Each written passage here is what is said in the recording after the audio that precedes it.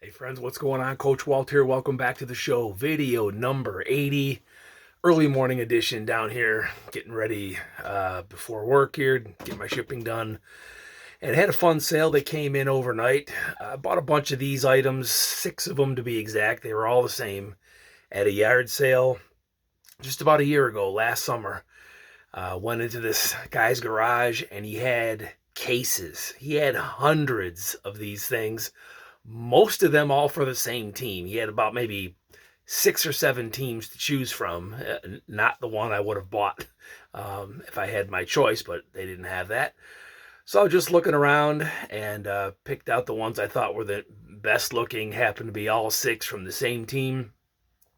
Did a quick eBay search and I saw that they were listed for, I think, about $20 a piece.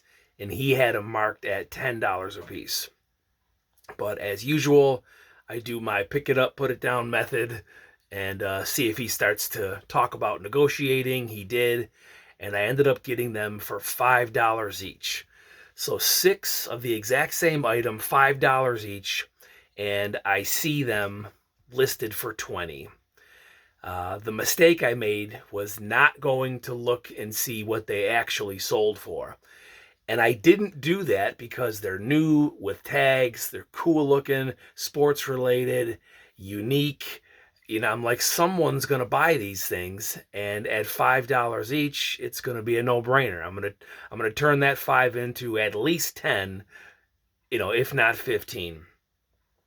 So I make them an offer. I buy all 6 of the same one, and I get home, I list them, I think for about $20 each, and they just sat. Not a single one sold, all during, it might have been 2 summers ago. I've had these things a long time. It's hockey related. And they didn't sell at all during the hockey season. Here we are, at end of another season. This team didn't make the playoffs, and finally they sold. But I had to redo the listing and put them for $35 instead of $20 each because they just weren't selling.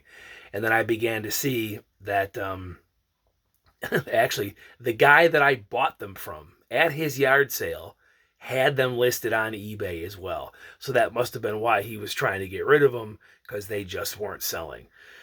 So, lesson learned. You got to make sure you do your research a little more thoroughly. But anyways, it's a super cool, they're called off-ice gloves.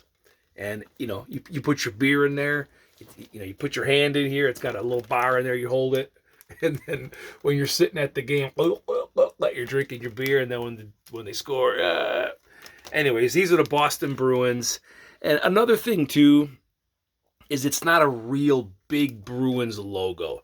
If it had a big logo all over the glove, I think they would have sold better.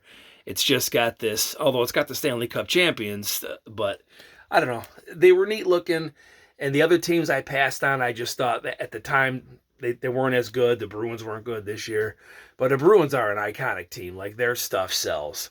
So anyways, $5 each for 6 of these. That's $30.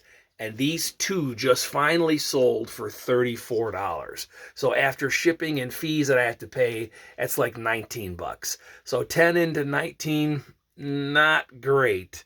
But, what are you going to do? Lesson learned. Would I buy them again? Not for $5 each. That's just too much. So, you see a unique item, and, if you like it, if it were the Sabres, I would have bought it for myself, sticking on a shelf.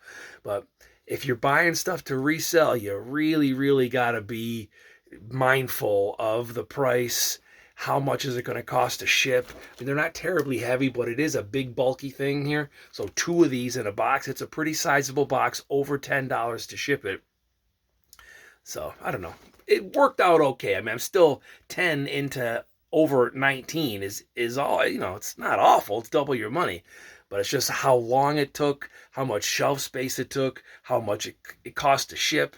So I need a haircut too. All right, do me a favor, please like the video, subscribe to my channel, and we'll see you all next time.